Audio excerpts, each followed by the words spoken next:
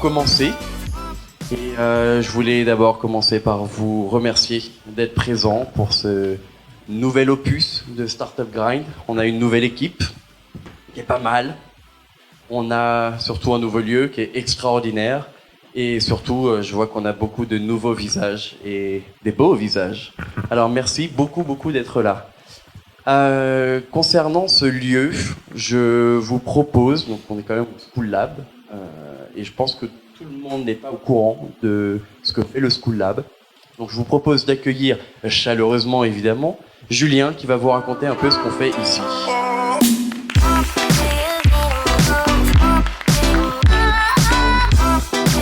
Bonjour à tous. Tout le monde ne connaît pas School Lab, mais on va dire que 99 connaissent sur 100. Donc on va dire pour celui qui ne connaît pas encore ce qu'on y fait au School Lab. Ici, vous avez peut-être fait quelques pas dans le lieu. Vous avez vu qu'il y a pas mal de gens un peu différents qui fourmillent dans cet espace. En fait, ici, qu'est-ce qu'on fait? On mixe trois populations, des étudiants, des startups et des grands groupes. Et on le fait dans quelle optique? Dans l'optique d'accélérer des projets qui soient les projets d'innovation pour les grands groupes ou des startups elles-mêmes. Voilà. Et accessoirement, en faisant tout ça, on forme les gens à travailler autrement et à acquérir des compétences d'innovation et entrepreneuriale. Donc, dans ce lieu, en fait, vous avez trois types d'activités. Vous avez des programmes d'innovation pour les grandes entreprises. Vous avez des programmes d'accélération de start-up. Et puis, vous avez aussi, dans le lieu, en résidence, des acteurs qui sont des start-up et des équipes d'innovation de grandes entreprises qui viennent en excubation dans le lieu. Voilà, donc des programmes d'innovation, des programmes d'entrepreneuriat, et puis en résidence, tout cet écosystème qui fait School Lab aujourd'hui. On a créé, je crois, au jour d'aujourd'hui, 450 projets d'innovation. On a accéléré un peu plus d'une centaine de startups depuis 3 ans. Le lieu, il existe depuis 1 an. L'écosystème a préexisté depuis longtemps au lieu. La dernière activité, c'est l'activité de résidence dont je vous parlais, mais depuis maintenant quelques années, on accélère des projets d'innovation et de start-up. On travaille pas mal avec la Silicon Valley depuis pas mal d'années. On a un programme d'accélération qui s'appelle le Bridge, qui est fait en collaboration avec Berkeley. Des entrepreneurs partent à Berkeley, reviennent ici dans nos programmes d'accélération. En termes de programmes d'accélération start-up, alors là, c'est des choses qui nous concernent plus directement, on va dire. On a aussi monté un programme qui s'appelle Starter, qui est un programme d'accélération start-up étudiante. On est en train de développer le premier réseau en France d'accélération start-up étudiante. Il y en a 8 en région aujourd'hui en France de ce type-là. On ouvre à Station F dans quelques jours un autre programme pour l'Île-de-France, toujours dans cette idée-là, d'accélération de start-up étudiante. Voilà pour vous faire le tableau rapidement. Mais vis-à-vis des startups, un des intérêts du lieu, c'est aussi la proximité avec le business et avec les corporates et les grandes entreprises. Donc on a pas mal de startups qui sont assez orientées B2B. Et cette mixité, ce mélange, ça permet de faire pas mal de jonctions qui sont assez marrantes. Voilà, le fait d'avoir les équipes d'innovation de la Poste Digital juste au-dessus de vous, pour donner un exemple parmi d'autres, ça a donné pas mal d'étincelles et de choses assez marrantes qui sont créées voilà, avec des startups. Je vous souhaite la bienvenue ici, je vous souhaite à tous une bonne soirée, puis je suis assez impatient de découvrir un peu ce que vous faites, parce que ça m'a l'air assez passionnant. Merci beaucoup. Bon, j'espère que vous avez déjà profité du lieu, que vous avez déjà commencé à rencontrer du monde, parce que c'est un peu l'objectif, c'est de rencontrer des entrepreneurs, des futurs entrepreneurs. Je sais qu'il y en a parmi nous aujourd'hui. Pour vous expliquer rapidement, imaginez une énorme communauté d'entrepreneurs à travers le monde. Et l'idée, c'est de rencontrer des gens et faire plus que du contact. C'est presque de se faire des amis, ou en tout cas des gens que vous pourrez retourner voir et à qui vous pourrez poser toutes vos questions si vous avez des projets que vous souhaitez monter ou emmener à l'international. Et juste pour vous donner un ordre d'idée, Startup Grind, c'est présent dans 250 villes dans le monde et dans 100 pays. Donc potentiellement, vous pourriez rencontrer 1 million d'entrepreneurs. Donc, clairement, ce soir, on va commencer par Paris, entre nous. Mais si jamais vous voyagez dans une ville dans laquelle il y a un Startup Grind, n'hésitez pas à y aller. Vous rencontrerez d'autres intervenants d'un autre pays et probablement tout aussi intéressants. Pour lancer ce nouvel opus, je voulais non pas avoir un speaker, mais deux. Et surtout deux femmes. C'était très trendy en ce moment, même dans notre gouvernement. Et encore mieux, ce sont deux sœurs qui ont eu le mérite de créer une petite entreprise lorsqu'elles étaient à l'école ici à Paris. Et aujourd'hui, elles sont présentes à Paris, certes, mais aussi à New York et à Austin. Je pense que leur avis compte. Donc je vous propose d'accueillir les deux fondatrices de Babbler, Sarah Hazan et Anna Woknin.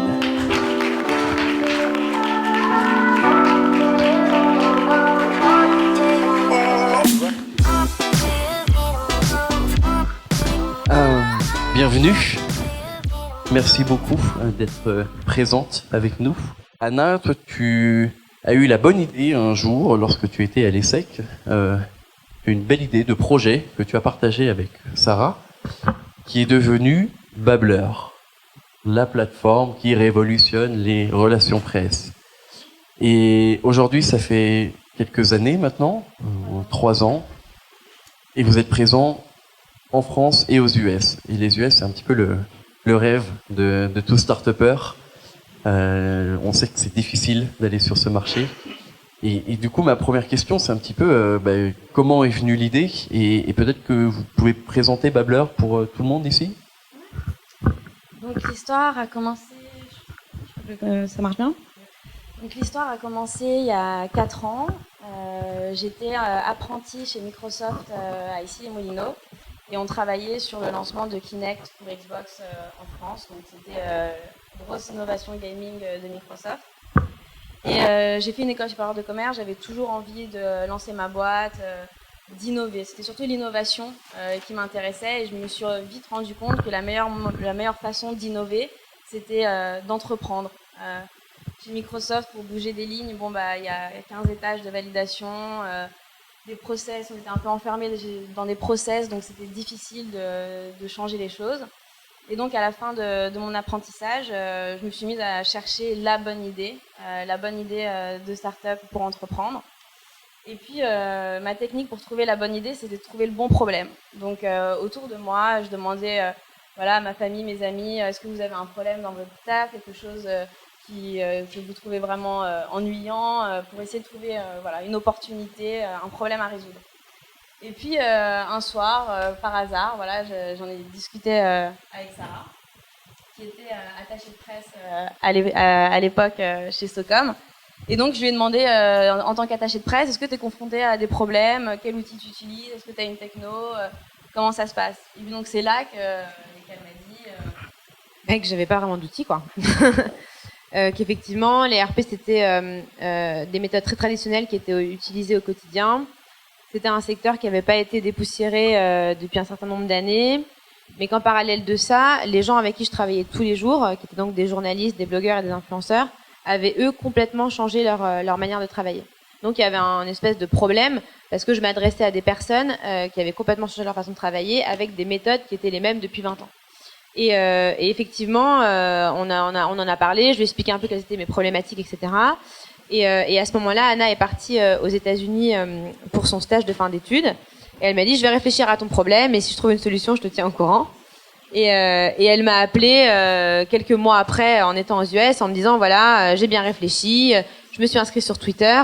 Je pense qu'il y a un truc à faire en RP qui pourrait ressembler à un réseau social à la Twitter, où on pourrait, via un système de matching, faire matcher les contenus des marques avec les bons journalistes, il n'y aurait plus de problème de spamming et ce serait beaucoup plus simple. Donc sur le moment, quand elle m'a dit ça, j'ai trouvé ça génial, mais en même temps un peu effrayant, parce que moi je connaissais le marché au quotidien, je me suis dit waouh, pour faire changer les façons de travailler des journalistes et des marques, ça va être un sacré challenge. Et en fait, elle a vraiment travaillé le projet de manière très concrète. Elle est, au son retour des États-Unis, elle est venue me le présenter et elle m'a proposé de se lancer avec elle dans l'aventure. Donc concrètement, soyons honnêtes, Anna, tu n'y connaissais pas grand-chose aux relations presse. Alors, non seulement je connaissais rien aux relations presse, mais je savais pas coder, donc j'étais pas développeuse non plus. J'avais juste cette envie d'entreprendre et puis peut-être la fibre business, commerciale, et puis l'ambition de faire un projet. Surtout une belle ambition, parce que vous vous êtes lancé sur un marché qui est très codé, avec juste une idée et une moitié de compétences. Et pas d'argent. Et pas d'argent. Et l'argent, c'est souvent un petit peu le problème qui revient. Comment vous avez commencé cette aventure? Qui vous a suivi au tout début? Donc au tout début, donc on a rejoint l'incubateur de l'ESSEC. Donc ça nous a permis voilà, d'avoir accès gratuitement à des avocats, des gens qui nous ont conseillé sur le business plan papier, l'idée sur papier que j'avais. Et ensuite, on a on a récupéré 50 000 euros. Avec ces 50 000 euros, j'ai travaillé avec des développeurs basés en Inde, que je me rappelle, on payait $17 de l'heure. Et donc du coup, on a sorti une première bêta qu'on a testée sur Sarah et donc sur ses clients pour avoir un premier use case du produit. Et puis ça a super bien marché. On a développé les features ensemble avec ces feedbacks d'utilisatrices. Et une fois que j'ai vu que ça marchait sur elle, je dis bon bah il faut qu'on crée un réseau, il faut qu'il y ait d'autres attachés de presse qui rejoignent la plateforme, parce que si tu es la seule avec juste tes clients, il n'y aura jamais tous les journalistes de France qui viendront se connecter sur notre produit. Et donc du coup, ensuite, on a gagné un concours, on a levé 200 000 euros et on a recruté un CTO. Donc on a arrêté avec les développeurs en Inde et on a lancé une nouvelle version du produit qu'on a ouverte à d'autres professionnels des RRP. Donc l'accélérateur de l'ESSEC vous a été utile. En fait, ce que je me demande, c'est qu'il y a de plus en plus d'incubateurs ici dans Paris et même dans toute la France. Il y a de plus en plus d'accélérateurs. Est-ce que pour les personnes qui ont envie d'entreprendre demain, c'est une bonne idée d'aller s'engager avec eux? Oui, c'est toujours une bonne idée. Quand t'as pas d'argent, t'as pas d'expérience, t'as pas forcément un super réseau, on était toutes les deux aussi jeunes, ça donne cette crédibilité, une structure qui te permet de structurer ton projet et puis de le financer, d'avoir accès à des personnes auxquelles tu n'aurais pas accès. C'est vrai que le tampon ESSEC Venture, ça nous a aidé à convaincre aussi. Et si je me trompe pas, vous avez toutes les deux commencé vos vies professionnelles par créer une entreprise. Vous avez commencé par la porte la plus facile, qui est celle de l'entrepreneur. Est-ce que c'est quoi le risque, c'est quoi les peurs et comment vous avez pu surmonter ça? Alors je sais pas si en fait on avait peur de rien parce qu'on n'avait rien à perdre. Donc je pense que c'est ça qui nous a aidé à nous lancer. Après t'es tellement passionné et pris dans le truc et que les difficultés, tu trouves toujours des ressources pour les surmonter. Donc je pense qu'on s'est pas posé trop de questions, on s'est lancé dans l'aventure et on a donné tout ce qu'on avait à donner. Et on s'est dit, bon, si ça marche, tant mieux. Si ça marche pas, on aura donné le meilleur de nous-mêmes, quoi. Souvent, quand je discute avec d'autres entrepreneurs, créateurs de start-up, il y a des hauts et il y a des bas. Forcément, souvent, bon, l'argent, c'est le problème. Comment tu fais pour continuer à avancer, alors que tu es face à un mur, que tu es face à plein de challenges? Qu'est-ce qui fait que tu continues? Mais vraiment, je pense que c'est ce qu'il y a de plus difficile dans l'entrepreneuriat. C'est la charge émotionnelle en fait à porter et c'est d'avoir des moments de grande réussite où on a l'impression que ça y est, on vient de passer à un step supérieur, etc. Et puis après avoir des gros moments de doute parce que d'un seul coup il y a des choses qui marchent moins bien, et etc. Mais en fait, je pense que ce qui t'aide à avancer, c'est d'abord tu as construit un projet dans lequel tu as mis toute ton énergie, où tu t'es tellement investi que c'est quasiment impossible de te dire que tu vas renoncer parce que tu as une difficulté. Parce que quand tu regardes derrière toi, tu te dis, voilà, il y a un moment donné, il faut quand même regarder derrière d'où on vient. Aujourd'hui, c'est une difficulté, mais on en a surmonté plein d'autres avant. Donc, il faut quand même continuer d'avancer dans ce sens-là. Et puis après, quand tu commences à avancer, il y a des gens autour de toi, en fait. Tu commences à construire une équipe, tu recrutes une première personne, une deuxième, une troisième, etc. Et puis, tu commences à avoir un réseau, et puis tu as des clients. Et ces gens-là, ils sont là parce qu'ils croient en ton projet, parce qu'ils croient en toi. et ces gens-là, tu peux pas les décevoir, quoi. Donc ça aussi, ça t'aide au quotidien à te dire, attends, je suis pas seule à croire à ce qui m'arrive. J'ai tellement de preuves concrètes aujourd'hui qui me prouvent que voilà, on va dans la bonne direction et je peux pas décevoir ces gens parce qu'aujourd'hui j'ai un coup de mou, quoi. Mais tu parles de l'équipe, mais du coup, j'imagine qu'il est difficile de recruter, surtout au début. Ça doit être effrayant de recruter la bonne personne, celle qui va aller dans le bon sens, qui va continuer avec le projet. Comment tu réussis à les choisir, ces personnes? Est-ce qu'elles ont une place extrêmement importante ou tu as trouvé tes collaborateurs aujourd'hui? En fait, chaque personne dans une startup a une place hyper importante, contrairement à un grand groupe ou une société, parce que personne n'est, on n'est pas des numéros. Enfin, chaque personne apporte vraiment une compétence particulière à la boîte et la fait avancer. Donc, c'est toujours hyper stressant de recruter quelqu'un parce que si tu te plantes, ça va avoir une conséquence directe sur l'ensemble de la boîte. Et surtout quand tu es dans des petites structures, quoi. En fait, nous, on a différentes façons de recruter, souvent par les réseaux sociaux, par des sites d'annonces divers et variés, enfin plutôt liés à l'entrepreneuriat et aux startups en tout cas. Mais ce qui est important surtout, c'est l'état d'esprit des gens, plus que les compétences finalement. Parce que bien évidemment, c'est important d'avoir des compétences clés, mais surtout c'est un état d'esprit finalement de bosser dans une startup. Et il y a des gens qui sont pas du tout faits pour ça, mais ils le savent pas en fait eux-mêmes. Parce que l'entrepreneuriat, la startup, c'est un environnement qui fait rêver. Mais il y a aussi le côté le side qui est effectivement il y a des hauts et des bas, ça va très très vite, il y a des process qui sont hyper accélérés, on fait des choses, on les défait, donc si t'as de l'ego c'est très très compliqué. Enfin, tu peux travailler sur des projets pendant 3 mois et au bout de 3 mois on te dit finalement ça fonctionne pas, faut tout refaire. Donc moi c'est plutôt une question de personnalité, une question de motivation, et quand t'as des gens qui croient en ton projet aussi, et bien évidemment il faut que la compétence clé elle soit là aussi, quoi. J'imagine que c'est un vrai challenge. Et d'ailleurs, je me demandais, challenge, c'est un peu le super mot qu'on entend dans la bouche de tous les start-upers et à travers le monde entier, je pense.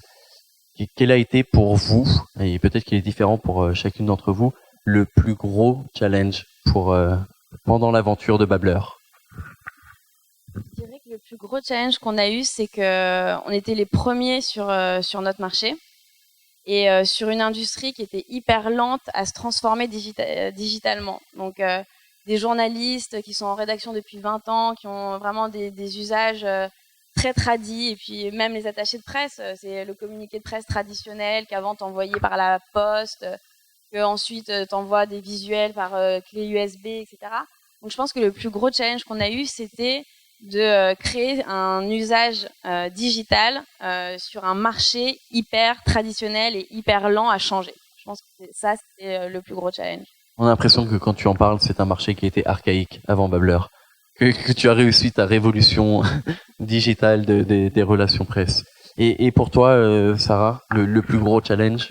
Je rejoins Anna, c'était évidemment ça, parce que c'était changer l'usage des gens.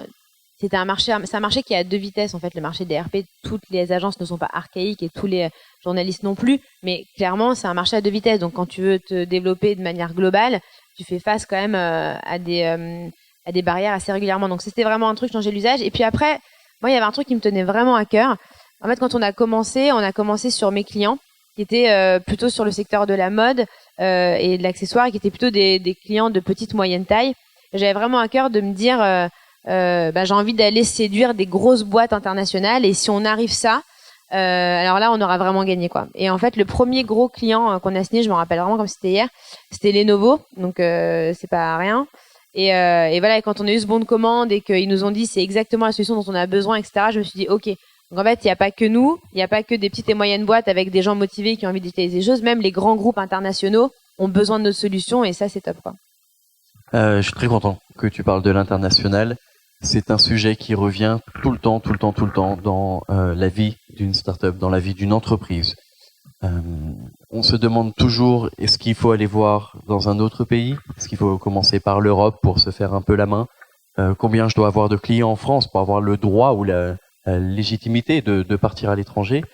Et vous avez humblement commencé par les États-Unis et même par New York, qui est la plus grosse ville, peut-être la plus effrayante, même si c'est la plus attractive. Et par quels moyens vous avez réussi ce mouvement vers l'international? Sauf erreur de ma part, il y avait une petite levée peu de temps avant. Ouais. Donc, on a levé des fonds avec des VC, donc ça commençait à devenir plutôt sérieux. Et donc, il fallait qu'on scale et qu'on arrive à vraiment avoir une croissance beaucoup plus forte que celle qu'on avait. Le marché français, c'est vrai que c'est un petit marché. Et ce qu'il y a de magique avec Internet ou un produit SaaS que tu vends en ligne, c'est que depuis Paris, tu peux vendre n'importe quoi. Et donc, du coup, quand j'ai analysé le marché des RP, je me suis vite rendu compte que les US, c'était la plus grosse opportunité, qu'on n'avait pas de concurrents encore sur ce marché-là. Et donc, du coup, je me suis dit, il faut qu'on soit les premiers à arriver à présenter notre techno là-bas et à prendre des parts de marché là-bas. Donc, ce qui nous a motivés, c'était stratégiquement sur notre marché, c'était la plus grosse opportunité. Et puis New York, Paris, c'était assez simple. Et voilà, c'est des vols directs. Il n'y a pas encore trop de décalage horaire. Et puis c'est là où arrive New York, c'est là où arrivent tous les immigrants, qui veulent s'implanter aux États-Unis. C'est New York. Donc du coup, rien, j'ai pris un billet d'avion. J'avais aussi intégré un petit programme qui s'appelle Venture Out New York, où ils sélectionnent 10 startups françaises et on passe 15 jours à New York, on pitch notre projet, on rencontre le réseau, l'écosystème, et on commence à voir s'il y a un besoin, on fait des études de marché. Et donc, après ces 15 jours, quand je suis revenue, je me suis rendu compte que oui, on avait une place et que c'était pas impossible, que c'était pas si galère que ça d'y arriver. Et donc on a commencé, porte à porte, à appeler, envoyer des emails, sourcer à la mano, un peu galère. Donc vous avez fait un programme pour vous accélérer à Paris. Vous avez fait un programme pour arriver à New York et Austin.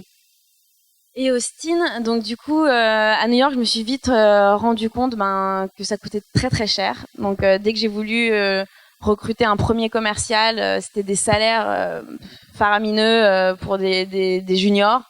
Les locaux pour trouver un bureau, c'était hyper cher. La qualité de vie était hyper intense. C'est un peu la jungle. C'est un peu marche ou crève. Donc ça rendait l'exercice encore plus compliqué. Et puis, on a eu l'opportunité de Techstars. Donc, du coup, je me suis dit, bon, ici, personne ne me connaît. Tout le monde s'en fout de qui je suis, de ce que j'ai. J'ai très peu de moyens. Il faut que j'intègre un incubateur qui a un réseau beaucoup plus large pour m'implanter, pour m'aider et pour me structurer. C'était comme si je recommençais un peu de zéro. Et donc, du coup, quand j'ai postulé à Techstars, il y avait plusieurs villes. C'est aussi un gros réseau. Et j'ai vu qu'il y avait Austin. Et je connaissais Austin parce qu'il y a le festival South by Southwest là-bas. Et donc du coup, je l'avais visité. Et donc la qualité de vie est quand même bien meilleure. Tout coûte beaucoup moins cher. Donc je me suis dit, je vais limiter mes coûts. Je vais pouvoir me construire un réseau beaucoup plus rapidement. Et la qualité de vie sera meilleure. Donc moi déjà aussi, je serai mieux mentalement. Et donc du coup, on a rejoint l'incubateur Techstars Austin en janvier et on a terminé il y a quelques mois.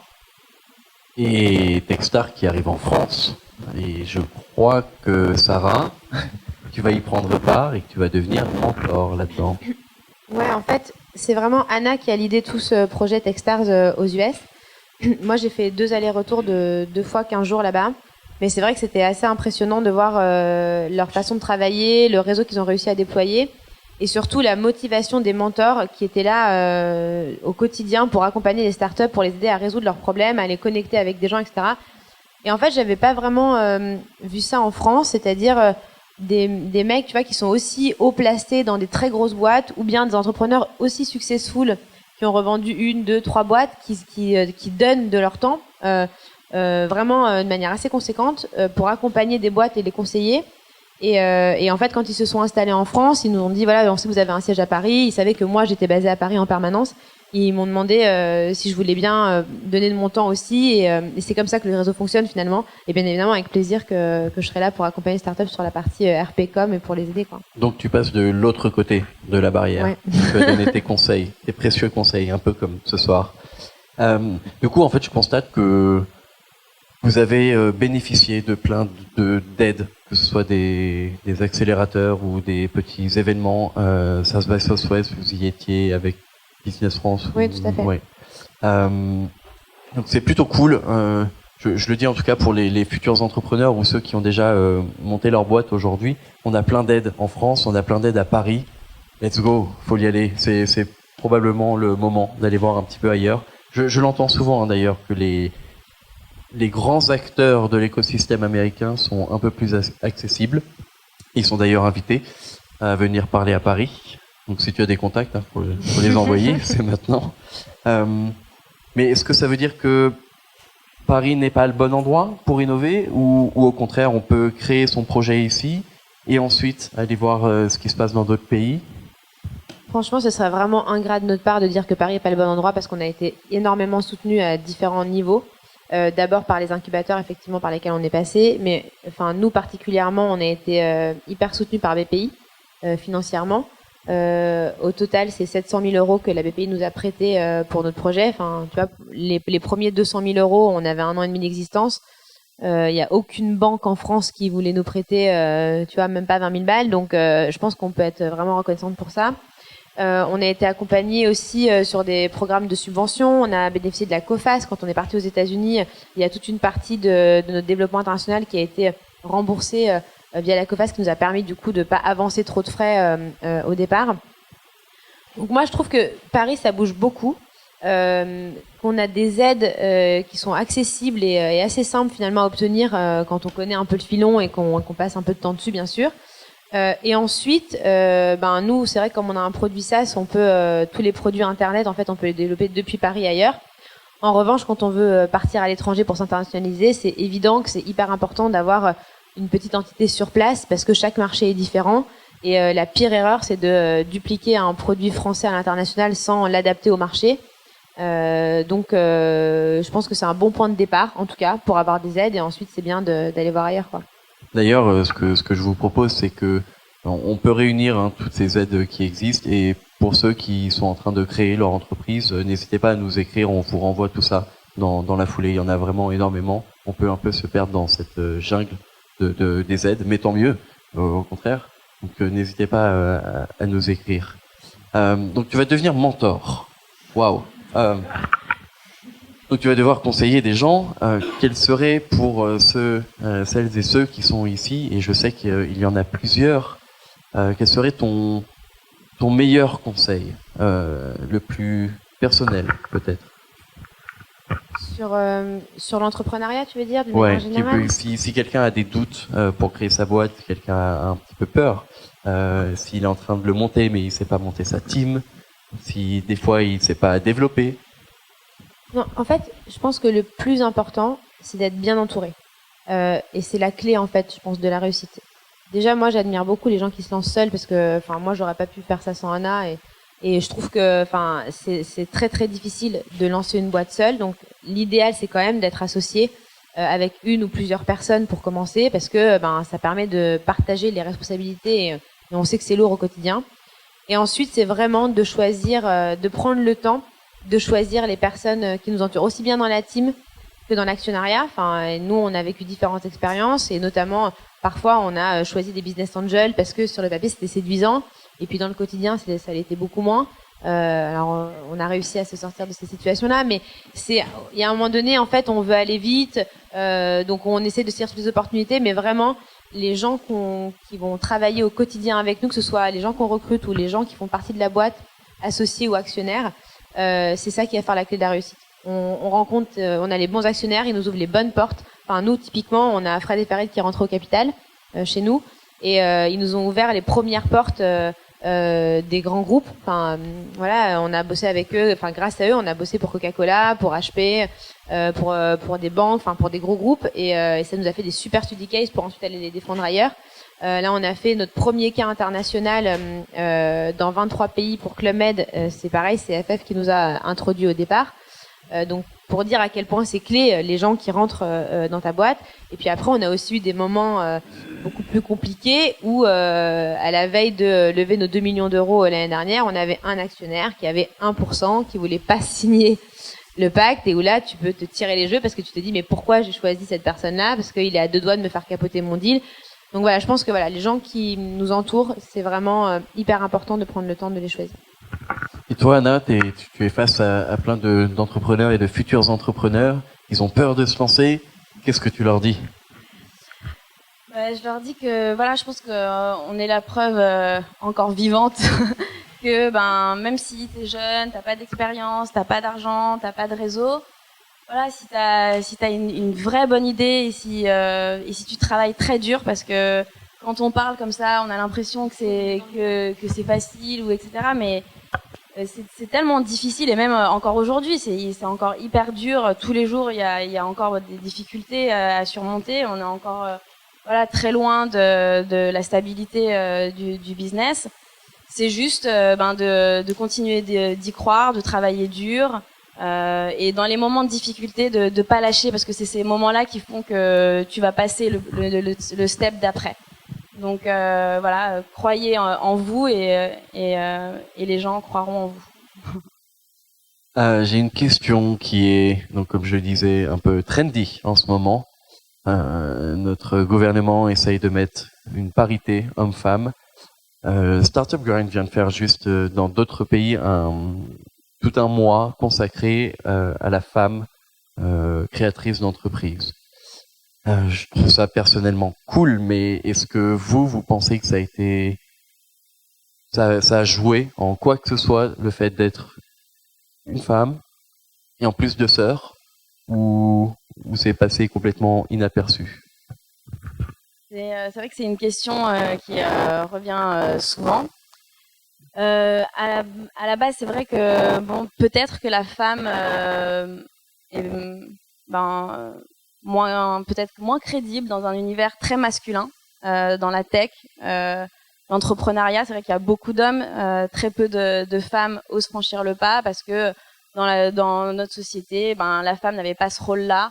D'y aller. Aujourd'hui, ça s'est beaucoup démocratisé et l'entrepreneuriat est devenu accessible à tous, et même aux femmes que voilà, j'avais 24 ans à l'époque, sans expérience, etc.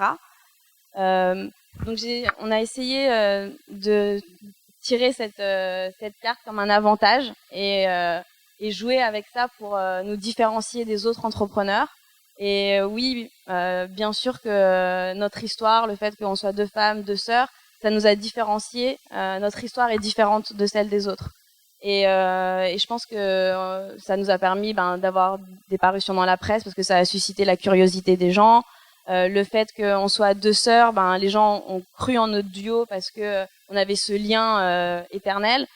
Et je pense que oui, ça a joué dans la balance, et ça nous a aidé à réussir, même si à la base, ça aurait pu être un désavantage.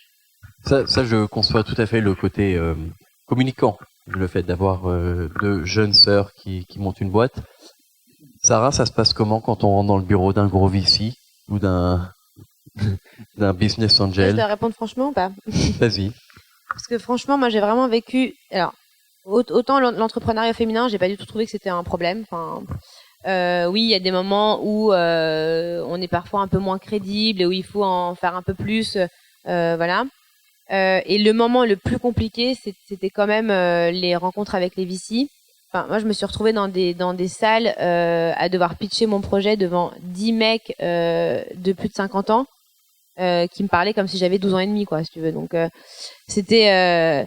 Mais bon, quelque part, c'est un peu ça qui fait la force des choses aussi. C'est un peu ça qui te donne aussi envie de leur prouver que peut-être qu'eux, ils ont des a priori, mais que finalement, tu peux les étonner.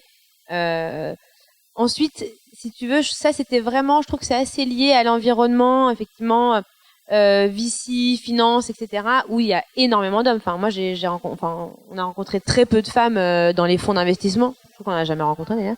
Enfin, on sait qu'il y en a et on les connaît. Je pense à Marie Claude, etc. Enfin, toutes ces nanas qui ont des places hyper importantes dans les fonds, mais on en a rarement rencontré en tout cas. Donc, je pense que dans cet écosystème-là, c'est assez compliqué. Mais sinon, vraiment dans le quotidien de tous les jours, je trouvais que ça n'avait pas vraiment été un problème.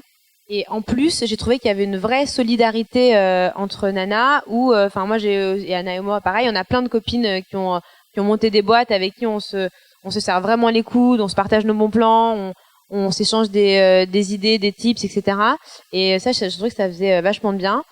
Et après, ce que je trouve au final hyper paradoxal. C'est que je pense qu'au début de Babbler, on nous a posé 1000 fois cette question de alors vous entreprenez, vous êtes des femmes, et puis alors moi en pire, vous avez des enfants, etc. Comment vous faites? Et en fait, finalement, je trouve ça bizarre cette question quelque part. Enfin, parce que le fait de la poser, ça pose déjà une différence en fait. Quand on te dit alors comment tu fais pour entreprendre alors que tu es une femme, t'as envie de dire mais je vois pas le rapport. En fait, c'est quoi cette question? J'espérais bien que ce soit un peu touchy. Non, mais enfin, tu vois, et en fait à la fin, ça a fini par m'énerver parce que au final, il y a des femmes, si tu veux, qui bossent dans des usines. Qui font les 3-8, qui gagnent 1000 balles et qui ont 3 gosses, elles ont des vrais problèmes en fait, tu vois, dans leur quotidien. Parce que à la fois elles ont des difficultés financières, des difficultés d'emploi du temps. Tu vois, je pense à des nanas même qui ont des métiers genre d'infirmières, qui bossent la nuit, qui peuvent pas voir leurs enfants, etc. Mais une nana qui travaille, qu'elle soit entrepreneur ou pas, je veux dire, c'est pas d'aujourd'hui que ça existe. Enfin, faut arrêter. Enfin, nous, on a des parents qui travaillent. Notre mère, elle était directrice commerciale. Elle faisait des allers-retours sur Paris. Parfois, on avait des babysitters. Ça nous a pas empêché de grandir, d'être heureuse et de s'épanouir. Donc, en fait, je trouve un espèce de, je sais pas, je trouve ça un espèce de truc un peu hypocrite en fait. C'est-à-dire qu'on veut défendre les droits de la femme, mais ça commence par une question de voilà. Alors, quand on est une femme, comment on fait pour travailler, quoi? Et quand on a des enfants, comment on fait pour gérer? Enfin, tu vois, c'est hyper. Donc du coup, j'ai arrêté de répondre à ces questions-là au final parce que c'était souvent, je disais en fait finalement, qu'est-ce qui vous intéresse en fait? C'est ce qu'on fait, c'est notre projet, c'est notre boîte, etc. Ou c'est de savoir si en 2017 il y a 2 femmes qui peuvent travailler et avoir des gosses. Enfin, tu vois, c'est quand même, enfin, fallait replacer un peu le curseur, quoi. Et ça fait du bien de l'entendre. Voilà. Non mais bon.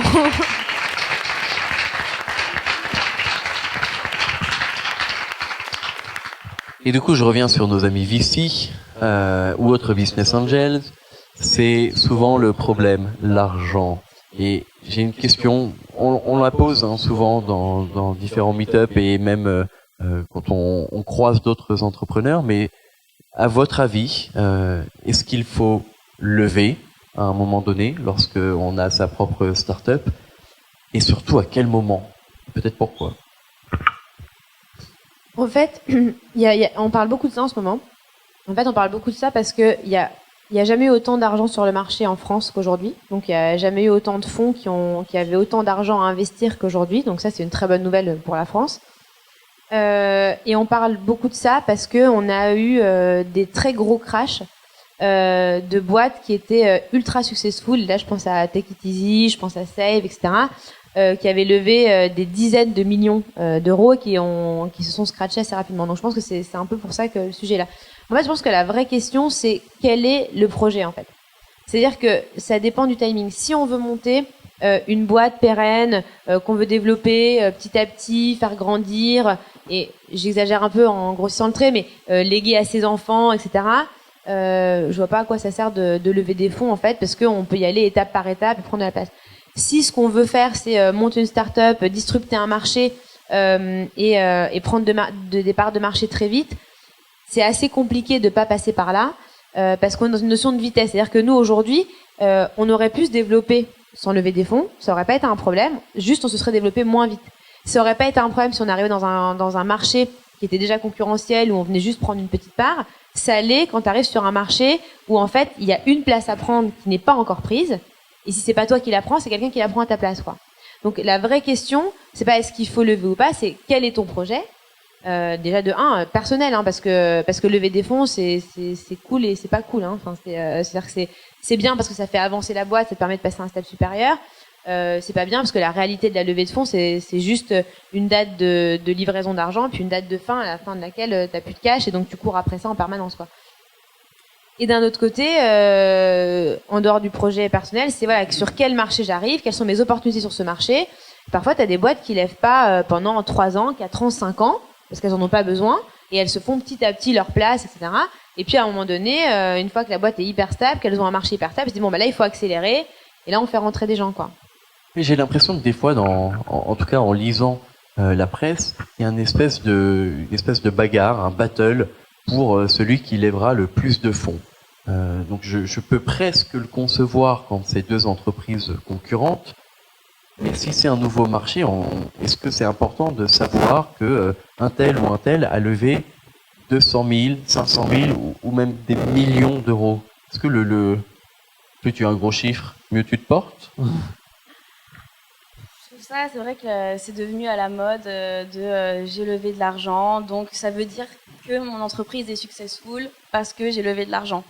Alors que c'est complètement faux.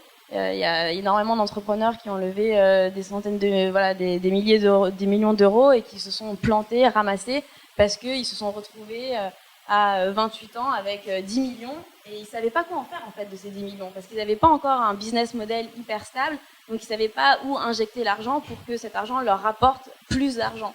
Donc c'est aussi pour ça que je pense qu'il y a pas mal de boîtes qui se sont ramassées parce qu'elles n'étaient pas assez matures pour lever des montants aussi gros.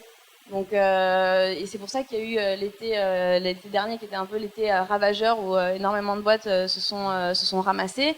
Et puis celui qui lèvera le plus d'argent, je pense pas que c'est celui qui réussira le mieux, honnêtement.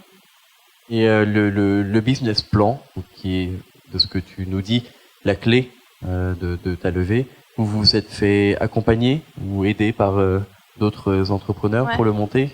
Ouais, comme à chaque fois, on a trouvé des gens pour nous aider et on s'est fait accompagner par un leveur de fonds qui avait un réseau et qui nous a aidé à aller pitcher les bonnes personnes. Donc on n'est pas allé voir toute la place de Paris, on est juste allé voir 8 fonds qu'on a pitchés sur les 8. Voilà, il y en a 4 qui voulaient avancer, 2 qui nous ont fait une offre et qu'on a closé. Joli score. Donc Paris est le bon endroit. Je le dis pour les personnes qui n'ont pas la chance d'être avec nous ce soir et qui regarderont plus tard la vidéo. Venez à Paris et venez monter vos projets avec nous. Il nous reste très peu de temps, mais avant de commencer donc les questions-réponses, je crois que vous avez une nouvelle plutôt intéressante, c'est que vous recrutez.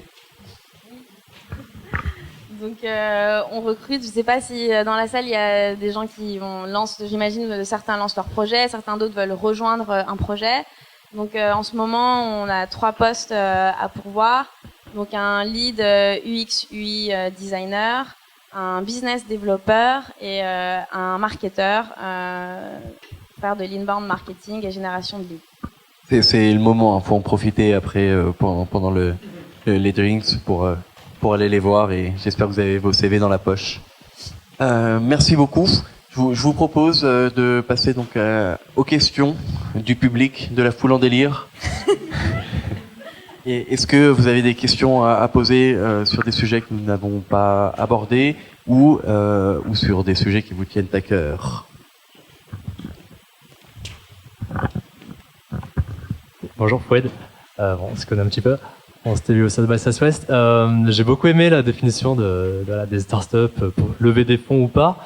Tu as dit un truc qui m'a interpellé. Si on veut devenir le numéro 1 sur son marché, il faut aller très très vite.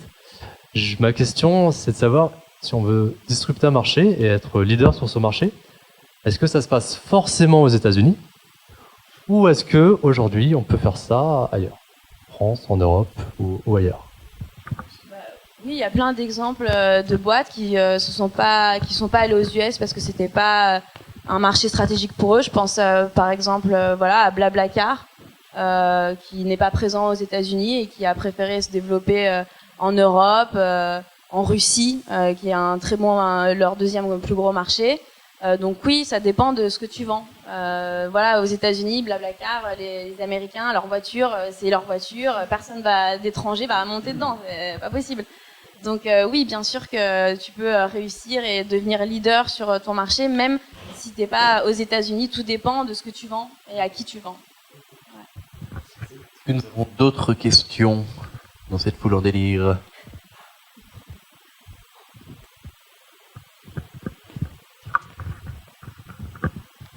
Bonjour, Vincent. Pourquoi Babbler? Comment? Pourquoi Babbler? Ah, la définition? Pourquoi ce nom en fait? En fait, Babbler, c'est les piaillements des pies en anglais. Donc c'est les blablatages. Et du coup, c'est ce qu'on essaye de simplifier, en tout cas d'éviter. Donc c'est pour ça. Coucou. Nicolas, bonjour. Je voulais savoir comment aller chercher le bon incubateur en fait, puisqu'il y en a plein en fait, visiblement, donc qui se présentent à nous. Comment aller chercher le bon, faire le choix en fait dans tout ce qui se présente. En fait, aujourd'hui, ce qui est très intéressant, c'est qu'il y a de plus en plus d'incubateurs par thématique. Donc du coup, en fonction du projet que tu as, ce qui est intéressant, c'est d'être dans un incubateur qui va avoir le réseau qu'il te faut pour ton sujet, quoi. Donc je pense que la première chose, c'est de faire un tri comme ça, de regarder voilà sur ton domaine à toi quels sont les incubateurs qui existent. Et ensuite, la deuxième chose, je pense que c'est le réseau qui gravite autour de cet incubateur-là. Et ce qui est hyper important, qui va faire que ça va être une réussite ou pas, quoi. Donc je pense que puis après, c'est hyper important, je trouve aussi, d'échanger avec des anciens des incubateurs, de prendre contact avec eux et de récupérer des feedbacks de gens qui l'ont vraiment fait aussi, quoi. Bonjour Dominique, vous avez parlé du SaaS et du fait que ça vous permettait de vendre partout dans le monde. Et vous avez parlé aussi de deux marchés, les États-Unis et la France. Et je voulais savoir si vous étiez présent dans d'autres marchés, comment ça se passait par rapport à un peu votre répartition de revenus. Donc pour l'instant, on est présent dans 2 marchés. On pourrait vendre sur Internet dans d'autres pays, sauf que notre produit n'est pas encore, comme on dit, self-serve. Donc ça veut dire que il y a encore des process d'onboarding de clients, il y a encore des choses qu'on fait manuellement et qui sont pas 100% automatisées. Et on travaille justement là-dessus pour nous permettre de vendre à n'importe qui, n'importe où, sans avoir d'intervention humaine à chaque fois. Donc c'est la raison pour laquelle, pour l'instant, on n'est pas présent dans d'autres pays, mais ça fait partie des choses sur lesquelles on travaille en ce moment, l'automation du produit et le rendre self-service. D'autres questions, peut-être? Bon. Est-ce que vous avez remarqué des grandes différences entre quand vous pitchez votre projet en France versus aux États-Unis? La manière dont il faut pitcher le projet, est-ce que concrètement il y a des grandes différences dans les deux? Là, je peut-être. Ouais, il y a quand même des différences. C'est-à-dire en France, les process étaient quand même beaucoup plus longs. Donc les Français prennent beaucoup moins de risques que les Américains. Donc les Américains, ils peuvent mettre tout de suite beaucoup d'argent rapidement s'ils pensent que tu peux être. Donc ils vont investir beaucoup, mais ils vont se dire si parmi les 50, s'il y en a un qui peut être le prochain Google, ça va rentabiliser tout le reste. Donc les Français prennent beaucoup moins de risques et donc du coup les process étaient beaucoup plus longs. De la documentation, la due diligence, donc quand ils viennent faire des recherches sur ta compta, sur tes clients, interviewer des clients à toi, etc. Les process sont quand même beaucoup plus longs. Je trouve qu'aux États-Unis, ça va beaucoup plus vite. Donc, tu as beaucoup plus rapidement un non, comme tu as beaucoup plus rapidement un oui. Et c'est vrai que la perception du risque est différente aux États-Unis. Ils le perçoivent pas de la même manière. Je trouve ils le voient plus comme une opportunité que comme quelque chose de risqué.